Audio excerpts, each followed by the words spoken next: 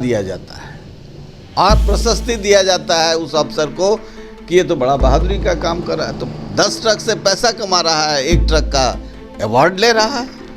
ये यहाँ का मेथोडोलॉजी है। मांझी जी ने कहा कि जनता के बीच में जाकर सर्वे करवा लें, खोल लें। क्या ईगो पर लेके रखे हुए हैं मांझी जी, ऐसा कह रहे हैं? मांझी जी की सलाह मानेंगे? मांझी जी की सलाह मानते तो ये दुर्दशा होती। मांझी जी तो साफ आदमी हैं, गांव देहात के आदमी हैं, साफ साफ बोलते हैं, मन में जो आता है सो बोलते हैं। अब आप लोग उनको फंसा भी देते हैं कहीं कहीं। अच्छा, एक आखिरी सवाल लेंगे आपसे। कल नीरज कुमार जो एमएलसी पूर्व मंत्री रह चुके हैं बिहार सरकार के, उन्होंने कहा है कि चिराग पासवान तो लालटेन के चिराग हैं, यानी साफ तौर पर इशारा राजद की तरफ था कि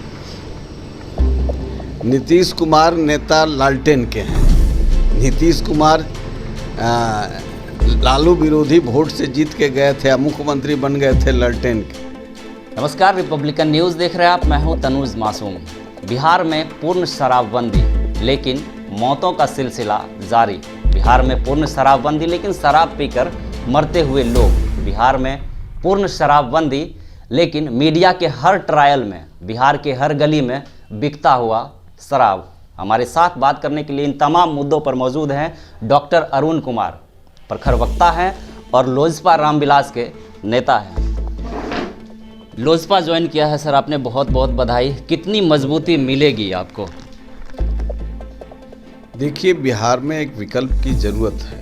इतनी अराजकता है। बड़े लंबे संघर्ष के बाद नीतीश कुमार की और इस सरकार को हम लोग सत्ता में लाए थे, लेकिन यह भ्रष्टाचारियों की सरकार हो गई, दारू और बालू की सरकार हो गई। भ्रष्ट नेता और भ्रष्ट ब्यूरोक्रेट्स इसे चला रहे हैं। इनके चहेते ब्यूरोक्रेट्स के पास 1000 करोड़ की संपत्ति है। लेकिन आज जब बीजेपी वाले लोग बोलते हैं तो हमको आश्चर्य होता है कि 5 ऐसे ब्यूरोक्रेट्स हैं जिनको दिल्ली में 1000 करोड़ की संपत्ति है। ये सीबीआई क्या कर रही है? आईवी क्या कर रही है? तो भ्रष्टाचार के खिलाफ ये लोग लड़ने वाले लोग नहीं हैं। एक विकल्प की ज़रूरत है, इसलिए हमने एक प्रयास किया है। जिस तरीके से शराब से मौतों का सिलसिला जारी है, मुख्यमंत्री के गृह जिले में शराब से 13 लोगों की मौत हो जाती है। मुख्यमंत्री का ड्रीम प्रोजेक्ट कहा जाता है शराबबंदी को, लेकिन हर ट्रायल में, हर गली में शराब देखने को मिल रहा है। बिल्कुल ड्रीम प्रोजेक्ट है। आप इसको समझने की कोशिश कीजिए। इस शराबबंदी से 12,000 करोड़ रुपया प्रति वर्ष नीतीश कुमार से संरक्षित जो सफ़ेद पोश लोग हैं जेडीयू के, वो कमा रहे हैं। और इस कमाई से बिहार के लोग मरें, जहरीली शराब मिले। आज नालंदा में 13 लोग मरे हैं, गोपालगंज में लोग मरे हैं, समस्तीपुर में मरे हैं, सिवान में मरे हैं। मरने का सिलसिला तो जारी रहा है। हर समय हंगामा थोड़ा होता है, फिर शांत हो जाते हैं। इनको कोरोना हो जाता है, ये चुप हो जाते हैं, निकलते नहीं हैं, लोगों को देखते नहीं हैं। पीड़ा फिर विलीन हो जाता है हवा में। इसलिए इनके लिए एक अच्छी कमाई का स्रोत है और इसमें नकली गांधी का अवतरण भी है। चूँकि जिन दिनों ये पियक्कड़ बना रहे थे आवाम को, उन दिन पंचायत स्तर पर ठेके दिए जा रहे थे, उस दिन जेडीयू के बहुत कार्यकर्ता जो जॉर्ज फर्नांडिस के साथ चरित्र का पाठ पढ़ा था, मूल्य का बात पढ़ा था, विचार का, वो लोग भी शराब के धंधे में लग गए थे। और बहुत ऐसे मंत्री और विधायक हैं जो भयंकर पियक्कड़ हैं, हाथी पर चढ़ के घूमते हैं, घोड़ा पर चढ़ के घूमते हैं। ये सब जो फौज पैदा किया है, ये तो पीने के लिए सुगम व्यवस्था अपने लिए भी करेंगे और व्यापार में भी कन्वर्ट कर दिए। ये सर इंटरप्ट करेंगे, कई इशारा श्याम बहादुर सिंह की तरफ तो नहीं जा रहा? पूरे विधायक हैं जेडीयू के और उन्होंने भी ये कह दिया है कि गांधी मैदान में पियक्कर सम्मेलन करेंगे। भाई वो तो शुद्ध आदमी है, साफ साफ बोलता है। नीतीश कुमार जैसा डुप्लीकेट आदमी तो है नहीं। हम लोग साथ काम किए हैं। वो पीता था तो पीता था, आज भी पी रहा है, कल भी पी रहा है। बहुत सारे जो खैनी खाते हैं, ऐसे बहुत सारे लोग जो गांजा पीते हैं रात के अंधेरी में, बहुत सारे लोग जो दारू पीते हैं जा कर के दिल्ली में। या छुपा के यहाँ लाते हैं, उनको पुलिस पकड़ नहीं सकती है, छू नहीं सकती है। हम लोग तो अलर्ट रहते हैं कि हम लोगों के गाड़ी में कोनो बोतल ना रख दे, कल बंद ना कर दे। लेकिन जो भयंकर नेता लोग हैं वो बिहार की आवाम जानती है, उनसे रात में बात करें तो बात नहीं करेंगे, लड़खड़ा जाएंगे।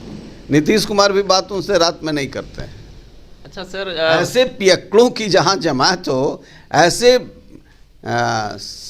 ब्यूरोक्रेट्स हों, तो ऐसे ब्यूरोक्रेट्स हों जिनके बूते पर ये चाहते हैं बंद करना, और बंद करना रहता तो ये उस समय जाने नहीं देते के पाठक को।